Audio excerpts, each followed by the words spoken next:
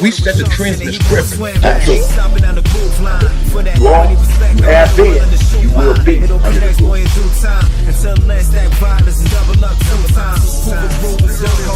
Snip this glue, get in the zone, because we got to go do something.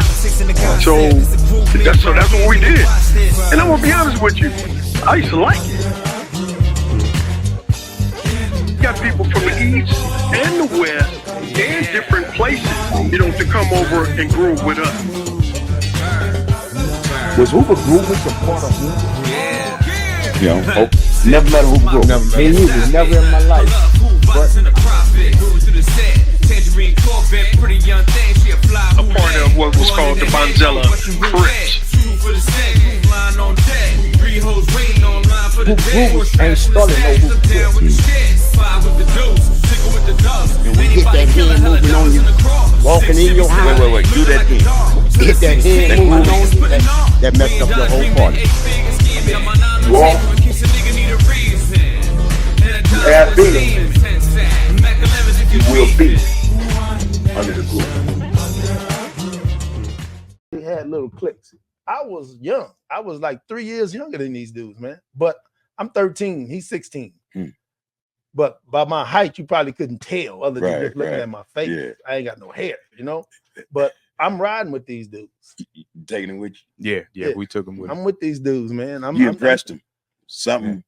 Yeah, it's this is another thing about when it comes to things like that. M, he can read people good, and he's a good and he got a big heart, because it was certain we go in other sets, right, up and down Hoover, and why you got them youngsters with y'all? M loved his young homies. Bet you won't fuck with him. Bet you won't fuck with him. That we say. Yeah. He still say some shit like that to this day. Yeah. So and that's where that nurturing, and then we, like he just expound on that love that we have for each other. Yeah. If I got to fight him, then he's my enemy now. You know, that's what gave me the mentality that I have. I'm not fighting nobody from 9-4. That's my brother. I would die for him. I would hurt somebody for him. And you see what he just said, how he just said that, bub? And that's what you call how something just, I don't know the word to use, but it just ripples through the set. Yeah, because of manifestation. And everybody was on that page. Because, like we talking, go back to the jumping in thing. Yeah, you didn't get jumped in from 9-4 from us. You know how you got in? You had to bring a gun. Yeah, bring a gun. And then we gonna see. I'm looking at you like the that was the lick. You didn't get jumped in because you gonna fight. You gonna fight, and if you don't, then guess what? If you don't, okay, you got to go. You ain't gonna be around here. No, you ain't gonna be. You ain't getting ready to do. We don't care about all that. You got to. You got to handle your business. And one of the squabblers, man, was dudes who would stand up for you. Yeah, they'll take the fade for you. That's when dudes get. I'll get down with it. Wood was one. Oh yeah. Big Black was one. Yeah. You know. Yeah. He one of the biggest. He Black 6'4". You know, so that's how it is. You know, the biggest homie, but dudes didn't want to see him. You know, so okay, cool. Ain't nobody bullying nobody. Just if y'all talking about squabbling, we got somebody to squabble. What you looking for? You know. So that came about, man, with Norwood for me when it came to 9-4. That's the first time I ever heard 9-4 come out. It came from here because he was explaining to me that they was 9 deuces. M was a 9 deuce. M told me that Norwood never was a 9 deuce. You got to ask M this. Well, Norwood tell you he was. No, he just said we. Now, he said we. I don't see him around. I don't. I just see you. Who is we?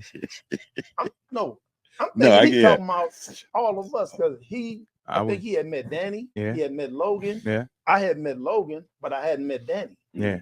I had met Fish, but I hadn't met Boo. Yeah. I knew Manuel, but I hadn't met Wino. You see what I'm saying? So I know one of each brother, so to speak. Wood knew us all. Each and every one of you. Yeah, because see, he spoke about Doc. Yeah. We used to work for Doc. Yeah. We used to sell the pills for Doc. So we ran Doc's spot. Yeah. And Wood was a street savvy dude, man. he knew the hustle game, man. And he would do it with finesse. He wasn't the type of dude to use the quick to say, go get the shit. No, he wasn't. No. Because it's gonna fuck up the money. We don't know where to win. He'll let you know. No, wrong. We ain't gonna, just let him do it. Just let him hang out. We don't give him something. Get him out here, man. Take this and go, man. You over here line. Because you know how dudes come over there with the little the mess. And most of the time the homies beat them up and send them on their way. We're like, nah, don't do that. And they'll come back. And they looking we for want Wood, the money. They'll be Wood back. gave them a pass, but they bringing money back. They'll be back for money. Yeah. So that developed, you know, a good camaraderie between me and him. You know what I'm saying? And he literally became a dude who used to walk me to the 9-0 hood and introduce me to those 9-0s. You know, before all the bullshit. Yeah, this is when it's right there on brand card. Brand cards and Archie. It was said to me that they loved y'all. Oh man, they loved the 9-4s. Yeah. Him and my brother Black was like this. They went to Bret Hart together. You know. Yeah, man. And they did the dogs, the birds. That was the link. The dogs and the birds. You know what I'm saying? And you know, we used to just go over there and just chill, man. Literally. I tell you, I tell you, man, and you know, real shit. My mouth to your guys' ears, man. Deuce, man, we love the 9-4s. We did nothing but respect. Because they wasn't no punks, man. Them 9-0s were straight dudes. I mean, if you look that's at that cloth, and I have to say this, it's the same cloth. It's the same. It's the same cloth. Yeah. What do you expect? Yeah. A different pattern. Yeah. From the same piece of cloth. No, man, you gonna get what that cloth is. That's what it was. A lot of dudes, man, I give respect to, man, over there for them 9-0. Come on, man. They didn't punk the game. Come on, man. No. You know, Foam was one of them dudes, man, that wears. I just, you know how you just get, okay, what they want him for? They want him for that. Like that. I never knew why did they just single him? You know what I mean? But when I saw that dude, you wouldn't catch him by himself. He would be in the, it wasn't like he was running or nothing though. You know what I'm saying? He's one of them dudes, you would see him in his car. He'd drive by. You would see him. Okay. I've seen that before. Yeah. You see me? You see where I'm at? Yeah. Because I think he had a girl that stayed in the hood. Huh? It's the incident with that. It's an incident with that. With his girl that stayed. She stayed right downstairs from stayed upstairs from Sharon. In those apartments. Yeah. And the thing is that my brother, Lil Sherlock, and the reason why my brother's named Lil Sherlock and Big Sherlock is because Big Greg that stayed on 92nd, that's Greg. My brother's name is Greg. So he took on Sherlock. And that's how that name. That's how Sherlock got his name. That's how he got his name, because both of them did that. Yeah, Norwood did that. Again, Norwood. Both of y'all named Greg, man. Yeah, both of y'all named Sherlock. Sherlock. Simple shit. Both of y'all named Greg, so both of y'all named Sherlock. He, the female, her name was Kim. She was talking that rah-rah. My brother slapped her. She said, "I'm Foam's girl. I'm gonna get Foam." And he said, "I don't care." And so we end up about to have a meeting with the 9-0s at the park. Behind that incident. That incident and a few other things, because it was starting to, because a lot of, every now and then we have our little fights with the 9-0s, you know, dispute, and we end up knuckling up and stuff like that. But this is when, so we end up going over there. I wasn't there at the time, fortunately. I say that for, you know, good reasons. But I was supposed to have been there. Hawk came and got me and said, "Man, we supposed to be at the park," because I was on 97th in Hoover, over a girl house. I said, "Okay." So by the time we walking down Hoover, imagine, I'm just going to say a guy with a trench coat, say less. So I end up, we coming up there, right? And now I get that Foam wanted to get down with my brother Sherlock. Big Sherlock said, "No, that's my little homie. Get down with me." That's when Norwood end up fighting. He called himself now C-Rab. End up getting down with him at the park. And like he said to you, he fights from angles and he kicks because, you know, it's you stuff. don't stay in one place. Yeah, exactly. So that's what he was trying to do to Norwood. I'm getting all this, and Norwood want to let's get in. Toe to toe, but he didn't want to do that. So the police end up intervening on that. But I was on my way up there because it was rumor I was having it that I was supposed to have been the one getting down with C-Rap. And but then at the same time, I was also gonna be the one to get down with Phone since you want to fight my little brother, get down with me. But that's when Big Sherlock, rest in peace, said no, he the one stepped in on that and say get down with me. It never really materialized. From my understanding, they get in the fight, police came and broke it up. Okay.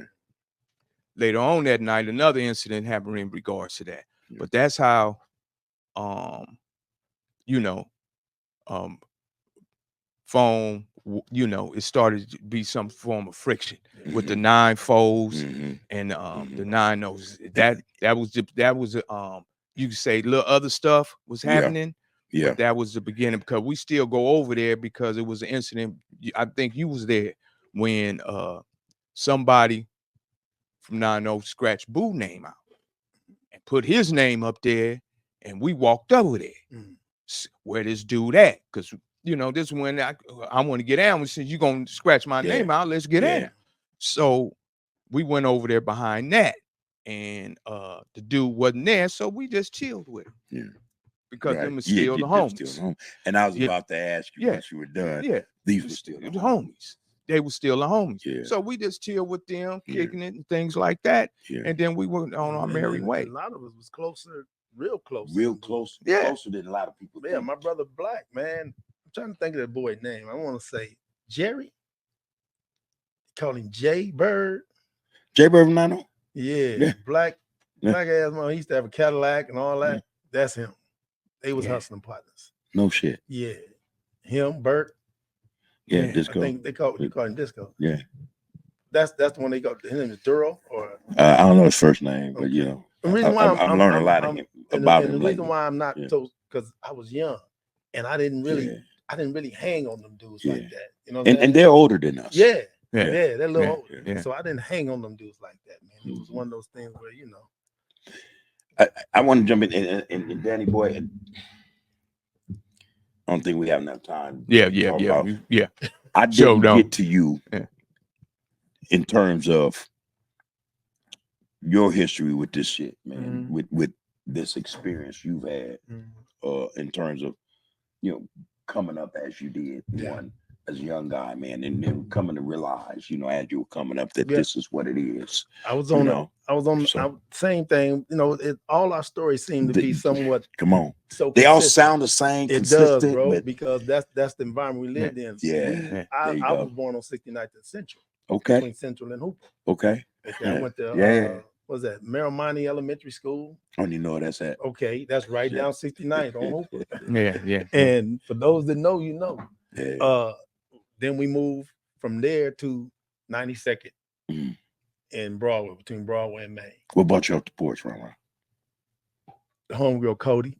The hustle game. The hustle game. Cody was trying to show me how to have money. Brought you off because it was impressive. She was showing me how to have money, man. And to us, you got to remember, Bub, you talking about 76. Yeah, man. What you talking about? 6th grade? What was you? $20 in your pocket, bro. You had used the man. Chucks didn't cost but like $13. About $11. Okay, $11. Real talk. You can buy a pair of shoes, a pair of pants, and every day you go to school, you got a pocket full of candy, man. You got some dollars. Come on. So that was the inspiration for that. You know what I'm saying? Showing a brother how to put money in your pocket at that age. Yes, sir. Tim, same thing.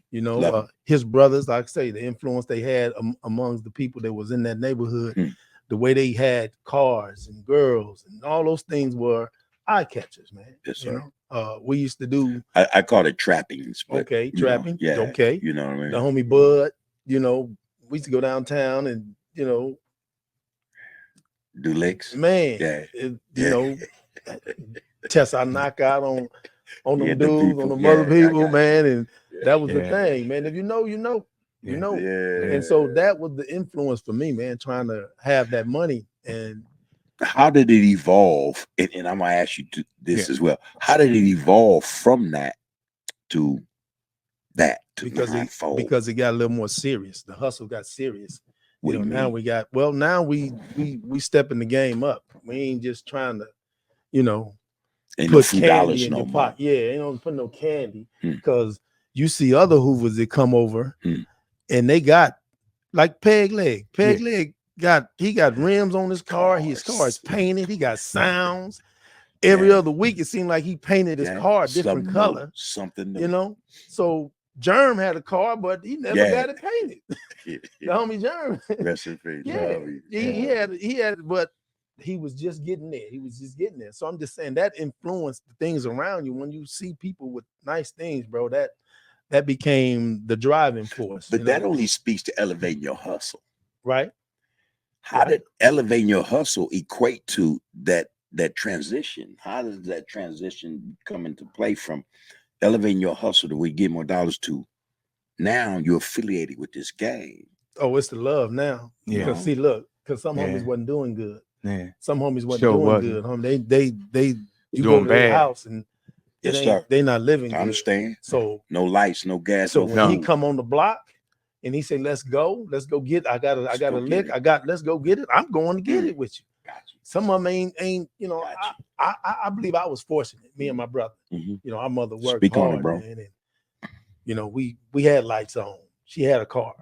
You know, we was eating beans and rice and chicken and rice and you know all the stuff TS was talking about. You know, mom, we had all them poor meals, but we didn't know. Yeah. But I know some people didn't have lights on. The homegirls shine, or water, homegirls shine. Yeah. Trying to put out there, but I remember one time going over their house on Yeah, my verse, and they got stitching cords running. Even a little boo now. Little stitching cords running from. And then they moved over. They had to move over their grandmother's house over there on Main and 95th. So that's how bad it was. So the hustle. So that became a motivating factor because how you gonna come to me and say let's go, and I'm looking at what you ain't got, man. Let's go. So that became a motivating factor. So it's more than the hustle now. It's more now. We're trying to survive. Yeah, because and at the same time, it was like this too. I could speak. You know, just piggyback what you just said. We was like a family, a big family, and me and M used to go out, or me and Manuel used to go out, right? And then when we come back, especially me, and I got this from Eminem, I got this from Norwood, and how them two basically, if a homie doing bad, you doing bad. So look out for the homie. You see the homies doing bad, look out for him. Yeah. Look out for him. And then if you when a guy go do something and I walk up to you and say, hey homie, what's happening? You good? No, bro, huh? And just break him off. Don't just because that's the homeboy, man. That's my brother. He with me. He's with me and I'm with him. So that's what start making 9-4 grow more and more. That became a cultural thing, bud. With us. You go hustle when you go out. When you come back, you reach out to the home. And allow me to say, man, and not to take from what you guys' story is, because I think that's just that was every on Hoover. That's what I know. Right. I came with Sam the same way. Right. Yeah. That's who the homie had it. Yeah. Go get your honey buns. Man, we still cereal and milk early in the morning, go to Shack and eat. That part. That's what it was. Ham and cheese out the store, Come on, man, bro. for certain homies. So So that right there made us and you know, like that block became like family for real. And then anybody came in and with us, they had to show that same type of love. They had to show that also that grit when it's necessary. And if you couldn't do that and you being selfish, we all looking at you and cringe. What you mean, homie? Then we gonna get on you about that. You can't have that. And that was that Hoover love, man. That's that Hoover love. That was that Hoover love. And then I didn't get that from my homies. You know, I ain't gonna say my homies. Kerman. I got that from Kerman, Bug, White. the white. All these dudes, man, you go to the workshop and when I go, when I go up and down, Peanut, say low, go down there, see him, kick it with him, because back then in those times, man, I was really a quiet dude. I was one that's always like this. I didn't say nothing. If I didn't know you, I didn't say nothing to you. And then if I did know you, I still wouldn't say much, And I remember going, because I was more observant. And then when I go over here and I go over down there to the homies from the Salo and chill with them, not many will know me. I didn't too much trip. It's just being around them, seeing they get down. And them was Rough Riders for real, and they had, because what they had to do. And I remember one of the twins when we started working at WOCAC, him, Bam from 11 Dudes, they work over there on 120th, that one down there. They had a center and they was building houses. Big Bam 11 Dudes? Yeah, Big Bam. Yeah. And then us, we was over here, the rest of us, we was over here at 108th and Central, that one, and that's where you learn how to paint and all that, do plumbing and things of that nature, and insulation and all that. I remember that, and then we had like original East Side Cat, Batman, he was there, with his nonsense. That dude there was I call him Cuckoo for Cocoa Puffs, because every time he used to keep starting some stuff. But it was Crip love. But then when I get around Hoovers, it's a little more. Deeper. It's a lot deeper. I that's another reason what made me say, yeah, I did the right thing. For me, even though I was out there in the street, and it's not being the right thing, but just the people I just choose to associate myself with. That's the bottom line. And Nine Foes made me help me to understand who I am. Help me to also to be able to, and it's not just Nine Foes, but I got to speak on from the 40s to the 100s, man, and period. Yeah. And them dudes, man, but Nine Foes in particular, man, that's why when I was on the inside, if you didn't know, now you know, because I know I can, I'm gonna let it rain. Somebody gonna feel it. And that's what a whole different name in there, man. Yeah, I just showed it. Danny Boy Hoover. Danny Boy Hoover. Hoover. Some dudes probably don't even know him by Danny Boy. Yeah, some dudes know him by Hoover. And the guy gave me that name. I was in the county jail, and I heard another cat was speaking on a lot of stuff, like Sparks. I remember Sparks when we was in the county jail from Raymond. Yeah. And, shout out. Shout out, respect. My boy Sparks from Raymond, his brother Lavelle. I was in the county jail with them dudes in 79, 80. You was there before TS got there. Yeah, I was there before TS got there. So, and it was really just Crip love.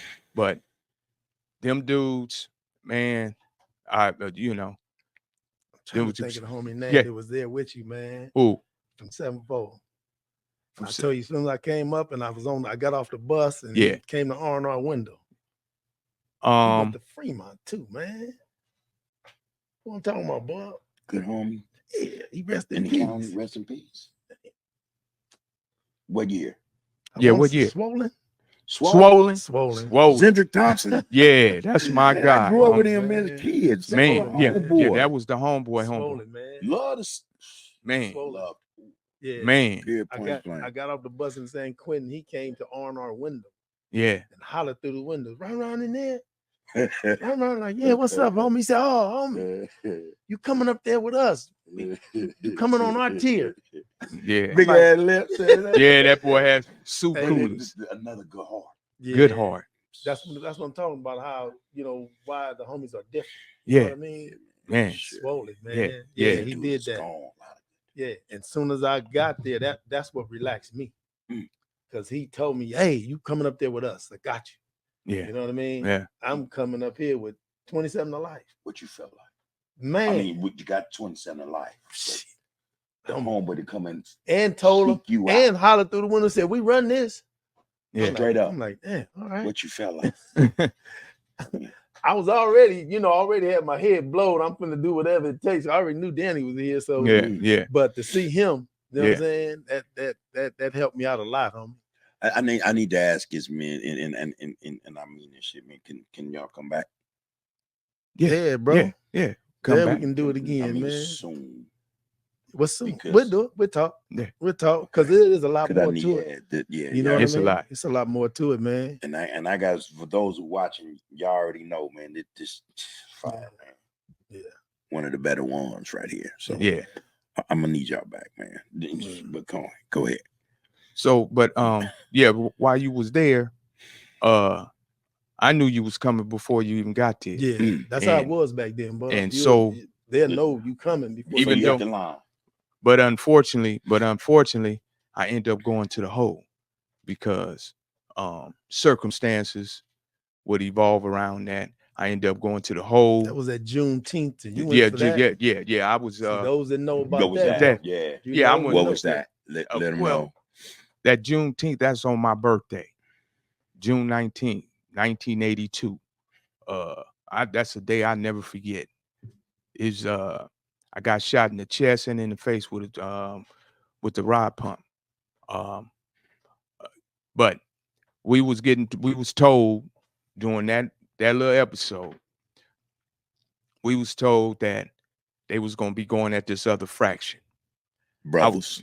Other fractions of brothers. And another homie came and told me that, another Crip. In the process of that, Baby Rock was right next to me, and me and him because his birthday is, I believe, 3 to 4 days. I think it's on the 15th or the 16th of June. Before yours. But so we was gonna celebrate on my birthday because it's Juneteenth. Confunction was giving a little was coming up there for a concert for us in San Quentin. Yeah.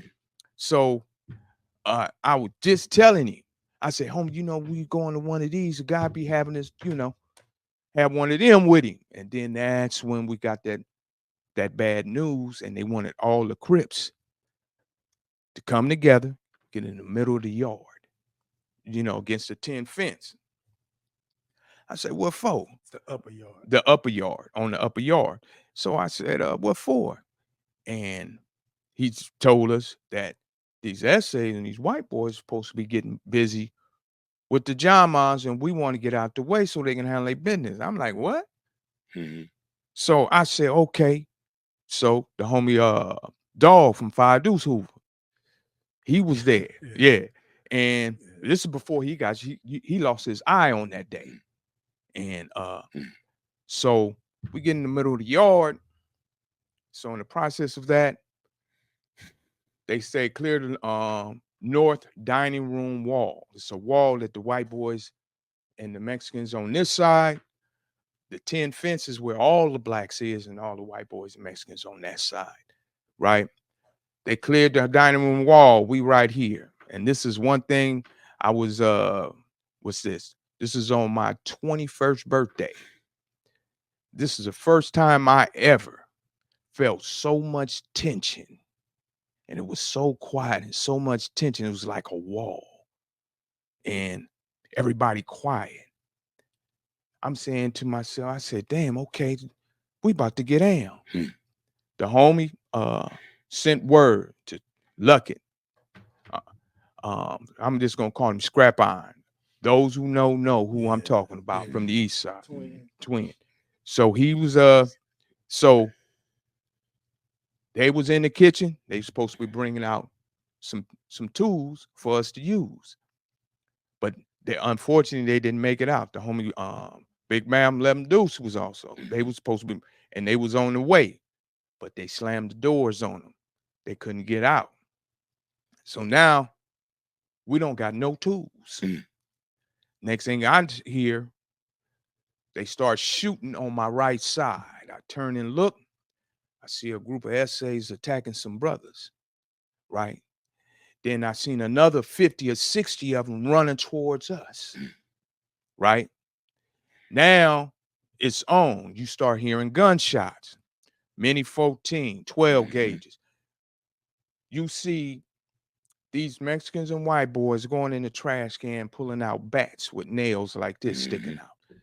You seen poles that they had. Where y'all get all this? And they had dudes that work on the trash detail to be able to set them up.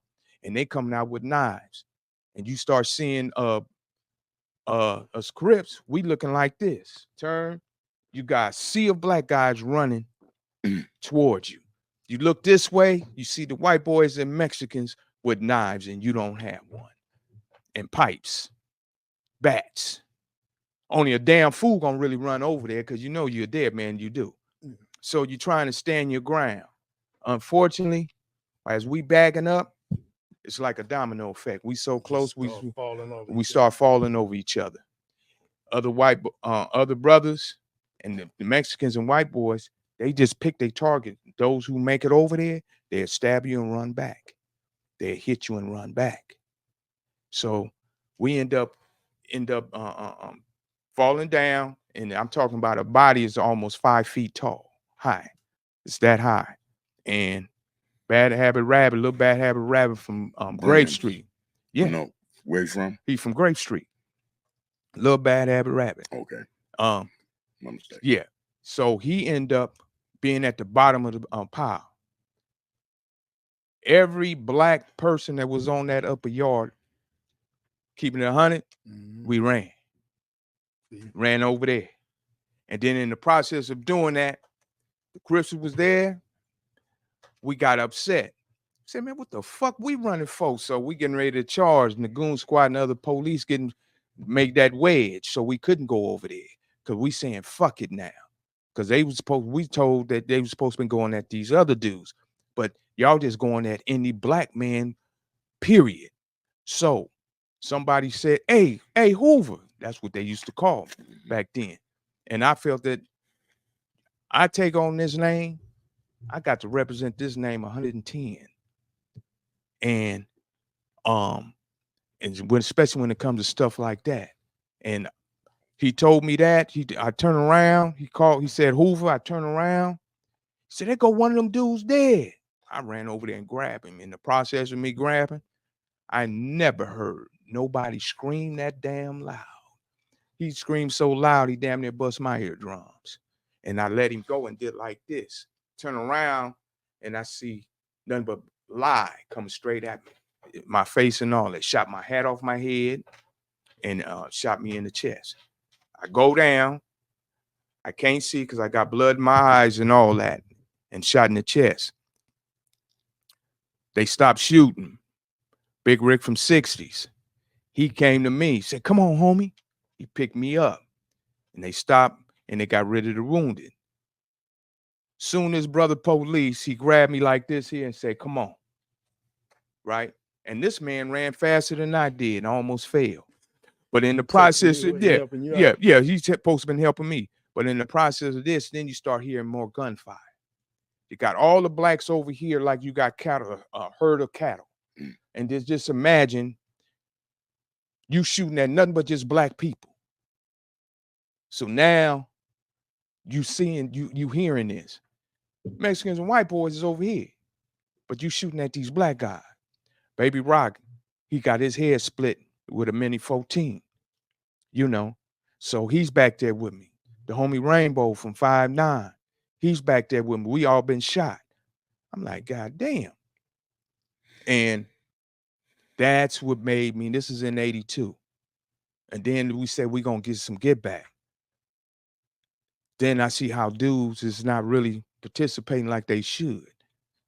So that lockdown lasted all the way till like what? What? It lasted 6 months. 6 months. 6 months. Then when they gradually let us off, I'm looking at these dudes like, y'all really don't want to do nothing. The Rough Riders, guess where they was at? Joe and all them. They keeping them locked up in the hole. In the hole. They keeping them in the hole. They understand structure. Yeah. So leadership. Yeah. So nothing transpired. So I'm saying to myself, y'all don't want to do nothing? Okay. I backed away from them. The cats is on the main line. Only one I hung around with because me and him did something. Right along with the homie Bam, Lem Deuce. We end up doing. Me and this other guy did something. Some white boys came back there and they came deep. They got knives. Man, you staying 10 toes down and confront them. This other fool that was supposed to have been there, he did like what busters do and marks.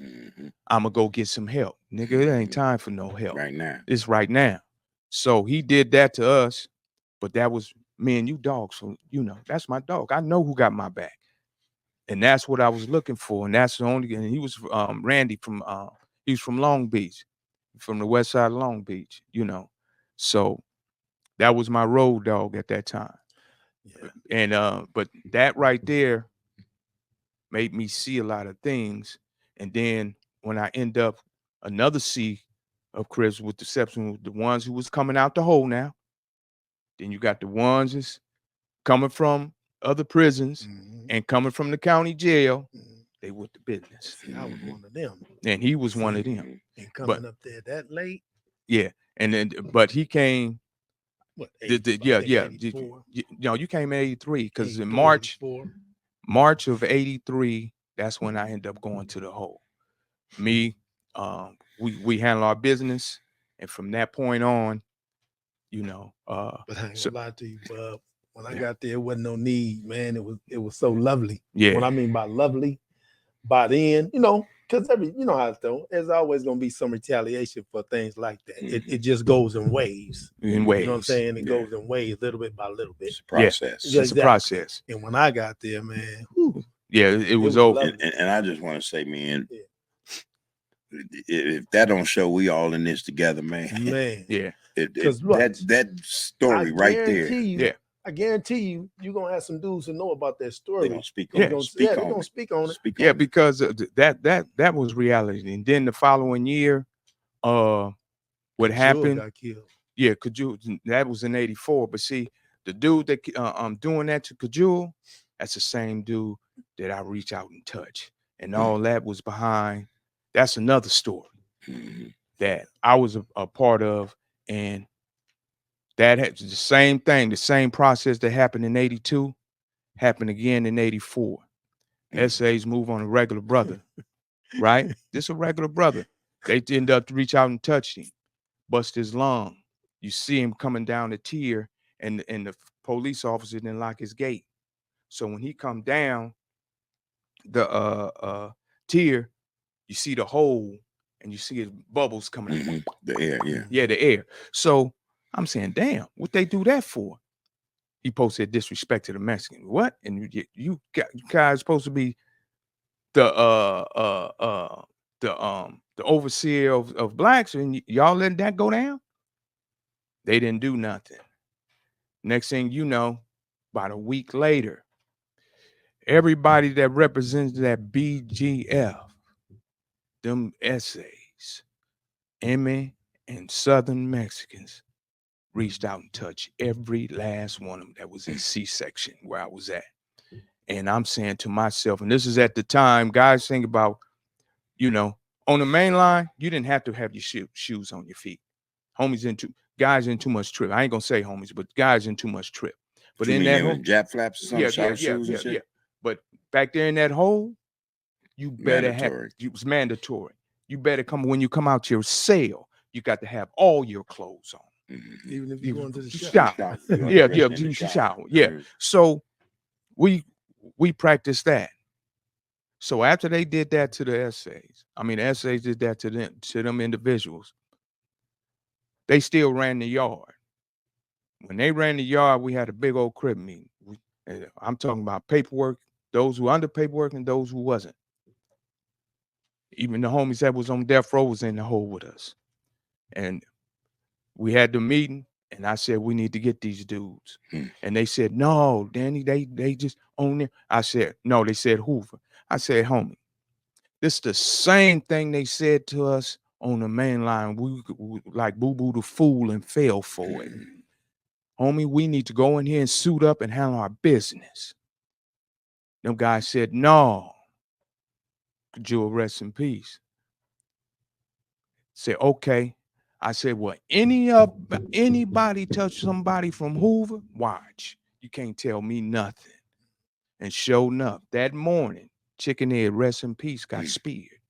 Going on his way to the shower. Walking through I remember hearing that. Yeah. Yeah. So when that happened, he didn't know too many other Crips. He ran to my cell.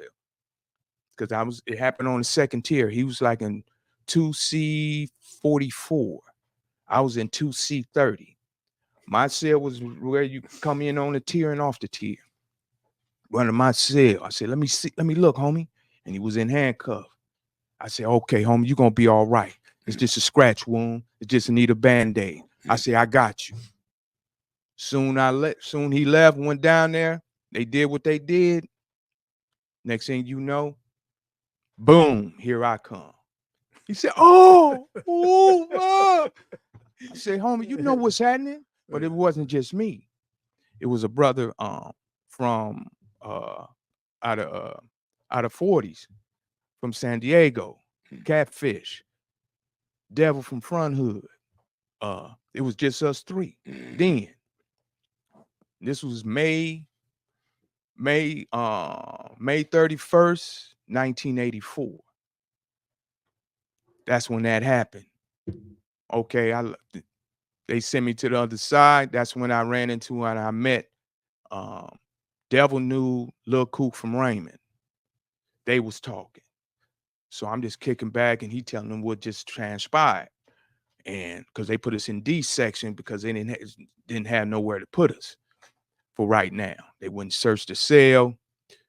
At this time, you could search a dude's cell and you go right back in your cell. We went back to our cell. I made a makeshift phone, taking the cable out of here. I'm laughing, Bub, and I see you taking it very seriously, brother. Yeah. You taking it in, right? Yeah. Because So putting you in the moment, right? Yeah.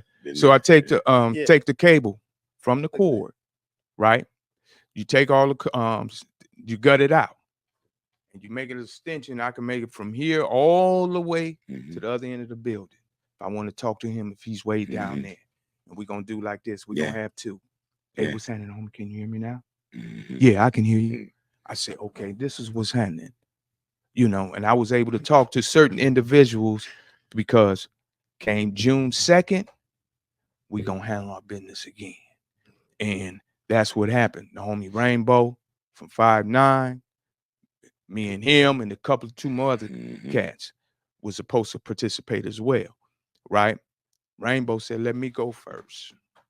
I could speak on this because it's a matter of record. Yes, sir. Title 50 is in 115. Yeah. It's documented. It's in there. Yeah. So, but and I want to allow it. Part. It ain't like they looking for Rainbow. They know you know where you at. But these things here, man, this is the heart that you had to have, and we was gonna do it in front of the police or not. It didn't care. It didn't matter. So again, we end up May 31st. We allowed the dude to go by because he was the main dude from Emmy over there that was calling it. He came through, he got poked. He ended up getting hit. He came back, another cat reached out and touched him. He was supposed to be reached out and touched again, but the guy dropped the ball. So in the process of the first time he got reached out and touched, bam, put the cuffs on the homie. He came to the other guy, reached out and touched him, bam. Now the lieutenant stopped and see what's going on. This is getting ready to be from cell to cell to cell. So told all his officers to get in front of everybody. If everybody's cell, the rest of the way. My cell, you got to come off. In front of my cell is the door. So I already done told myself, I got me a little something. I'm smoking a cigarette. I say, soon they hear this thing go, they gonna leave. And they gonna leave. And in the process of that, so after Lieutenant told him, he started walking them down. Walking that dude down there. Next thing I know, just what I anticipated. Soon they heard that, they cleared the way. The lieutenant. And what's the? That's a zip gun. I had a zip gun, and it was a homemade zip gun, and Give it to you, bro. yeah, give it to me. it was a homemade zip gun. It was made out of matches, books of matches, and paper and all that. You shaved the phosphorus off the match heads. Off the match heads, and you have a nice pile. Then you take it and you do it just like you would do a musket gun. Yes, sir. The same exact process. Yes, sir. So I end up doing that, and in the process of that, dude was the lieutenant and the victim still tried to run him off, and I had blowtorch tips up in there, rocks, glass, and I got both of them. It's just things say boo. I end up shooting both of them. Get the lieutenant too. That's what sent me to AC. Them guys tried to get me back, but they wasn't having it. Yeah. And then another incident right above me. Other boy took some baby oil and threw it on another one and threw the baby, and his whole skin just melted. Hot baby oil, hot baby oil. Shit. Yeah. Old school so shit. That's what we did all for Crib, because y'all reach out and touch us, and y'all think that we can't step because y'all been in existence, and I was in so much rage till it was tears in my eyes especially when the homie got hit, because I told him what time it was. Chicken. So when I end up going to AC, about a month and a half go by, and then that's when I get wind of what just happened to Hcg'S. And then I was told how that happened when I came back over there, because they finally let me come back. First, they was going to let me and Rainbow come back, and me and Rainbow already had something in plan to do something else. But then, fortunately for us, I have to say fortunate, because ain't no telling. But these are the type of things that now that I look back on, because I could talk about things about the yard and the mentality that you had to have and to survive. And when you say you a soldier, when you say you a Crip, and most didn't even participate, it's always going to be like that. But you shouldn't care about that, because like I tell people, Hoover don't make me famous, I make Hoover famous. Hello. Crip don't make me famous, I make Crip famous. And that goes, and the other thing is that, when I have to do something and staying 10 toes down on it, trust and believe I'll be scared, but I don't let fear be the reason for me not to do what I need to do. It's part of It's right. Too, but and then and that's the other thing that I thought about. To do the things that you do in prison, and I'm speaking of those who's locked up now compared to when I was in there, getting out after doing 37 years, being in the hole for 9, doing all the things that I did. Each time that I did step to do something, to make noise, and then having an understanding what I was doing, it was, but trust and believe, I was afraid. I was scared, because I knew at that time I might die. When I fought those 9 police, when they thought that when that sergeant got killed, I was there when he got killed in San Quentin in 1985. I was there. I mean, in 84. No, it was 85. When he got killed, I was there. I was on the 3rd tier, and he got killed on the 2nd tier. So I know when they thought that the Crips did it, and how the police wanted all of a sudden rush us. How my boy Big Kook from Raymond got rushed by the police, and in the process of that, all of us stood up. And how you had to get down. And the guy influenced me to do what I did. I did the exact same thing, and that was Blackbone from Raymond. When he fought them police, and me and him both was small. This fool whooped them police up out his cell. He got cracked straight up. He whooped him out his cell until he got tired. Respect. So when I seen that, I said, that's what I'm gonna do. Just what the homie did. Straight up. And that's exactly what I did when they came to my cell. Not to brag, but to trust and believe. I was scared. But I wouldn't let that be the reason for me not to handle my business. Your business. And own up to that. And that molded me somewhat like almost when a guy say you's a soldier. Are you really?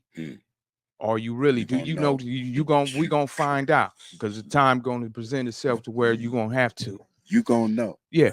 But this is not to glorify nothing. That's right. Because it's not even about that. It's really to give people an understanding what they need to do and how they to live like that. That's not living. No, that's not living. That's not living. You're existing. Hello. And then at the same time, there's a difference. There's a difference. You're existing. You're existing in a system that don't even care about you. That's mine. That's yours. Oh, so I was it took a lot for me to get that, because see, I was a young cat, 20, 21, 22, 23, 24. And then when I finally got out the hole how it was, and I seen the change then, and dudes think that the early 90s was rough. I'm like, huh? This stuff is a cakewalk. To be honest, I wanted to go back when I got out in 92. No, yeah, 92. I wanted to go back in the hole. Because I felt that I was around solid dudes in the hole than out here, because most of the guys I was out there with, they was more mouth. George Jacket.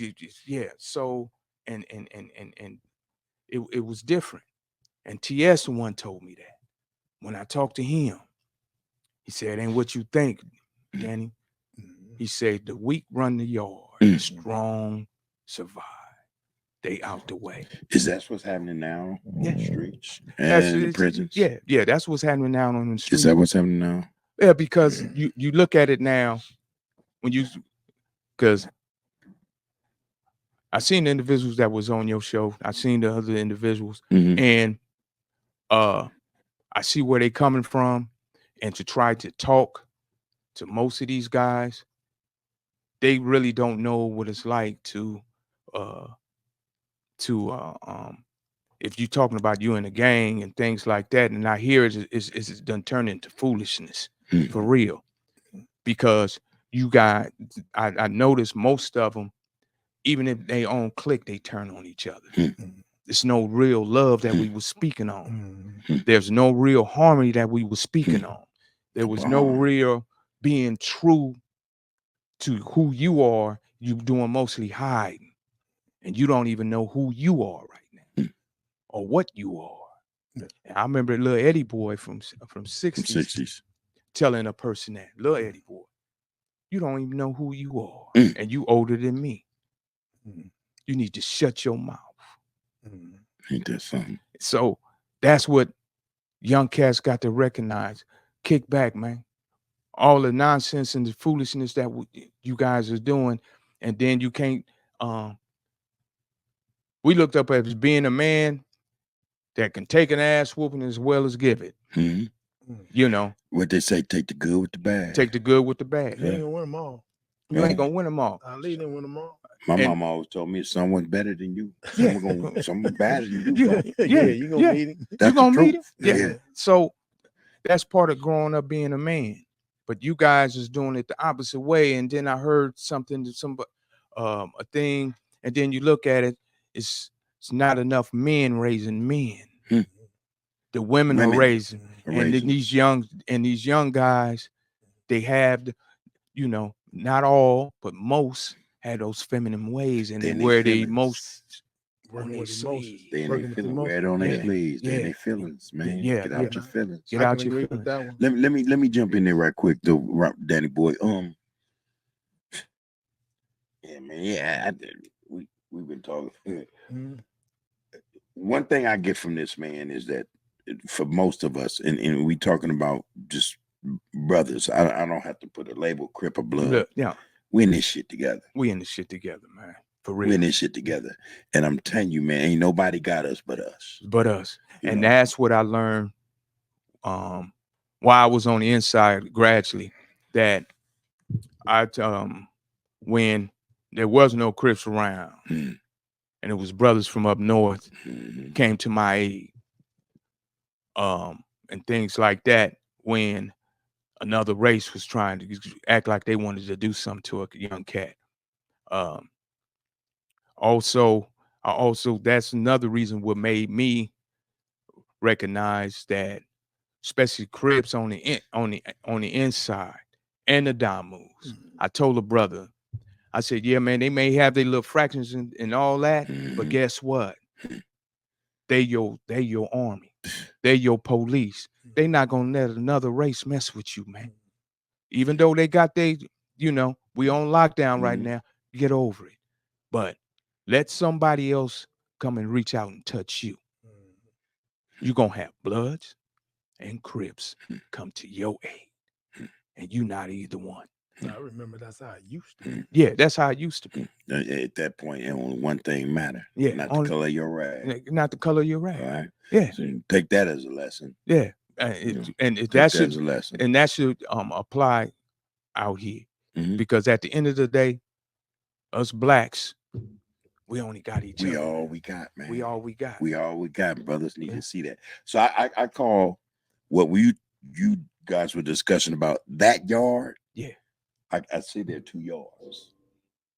That yard in there and this yard out here. Yeah. Right? Hey, we clown about that all the time. Yeah, we it's do. A real spit dog. Yeah. And it ain't no different, man. No different. It ain't no different. Just a little more freedom out here. Just a little bit more freedom. Ways to do things, get things done. But we all we got. We all we got. We all we got. Now, and I say that on this note, man. We got to shut this thing down, man. Okay.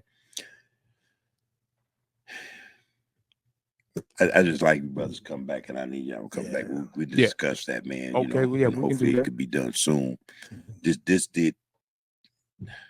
We ain't even scratched the surface. Not really. Nah. We ain't scratched the surface because what you talking about now, I wanted to go into right that system. Oh, okay.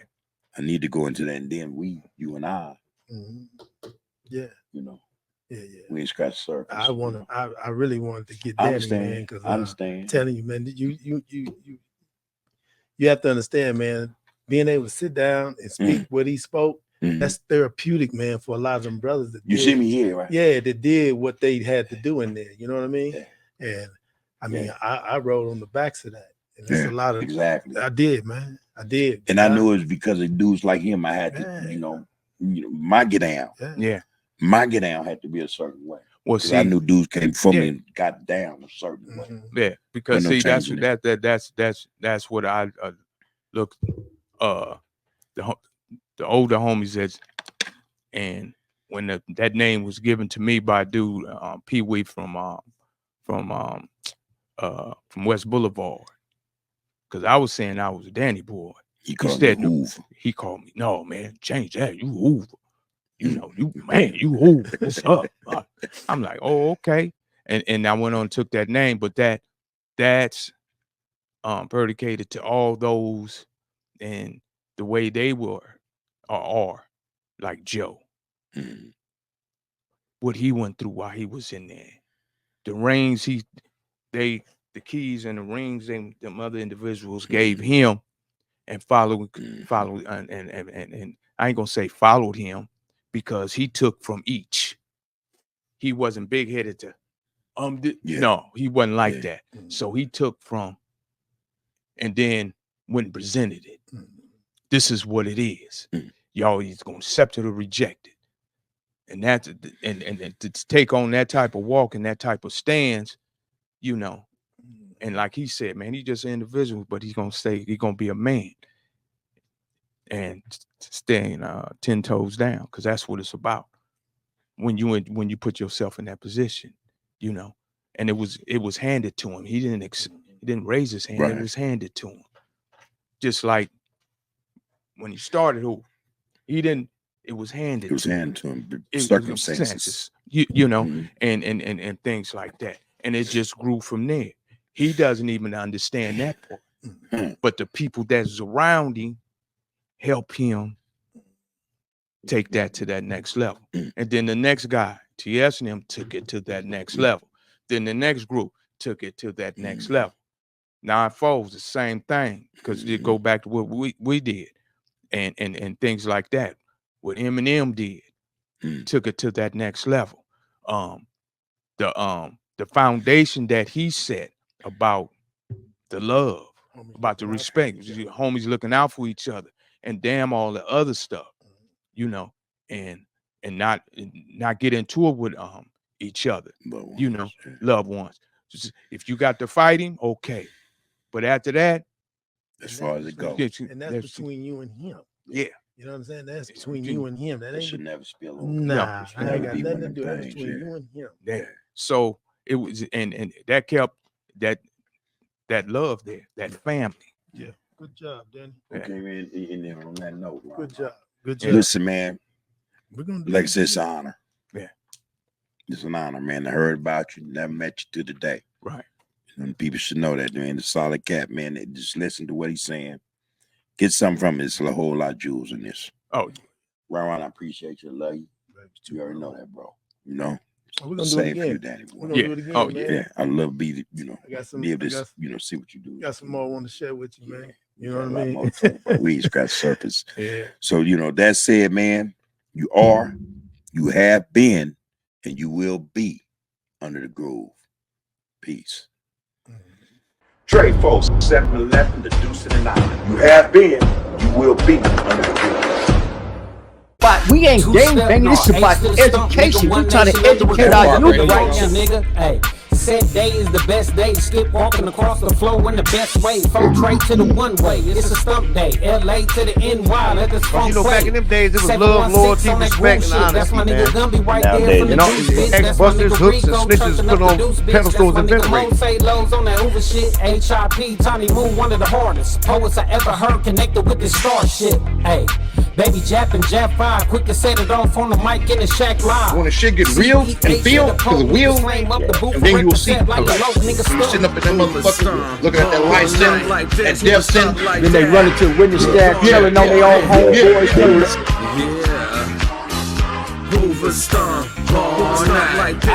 I know trouble, I know how to start them. He has no trouble looking for me. I'm a New York nigga in the Pacific Sun. I say West Side Hoover if you ask where I'm from. Province California runs, still infusing my lungs. All about my bread, I ain't leaving. Understand the end game. What's your end game? What's your purpose? Keep one in the head or I don't need a gun. I'm with Hawk on Hoover Street with a low rider jump. Hopping down Figueroa with a wholesale and cut. Moving like this, come second to none. Grooving like Scone Young, grooving like Booker Bone. I'm bad to the bone.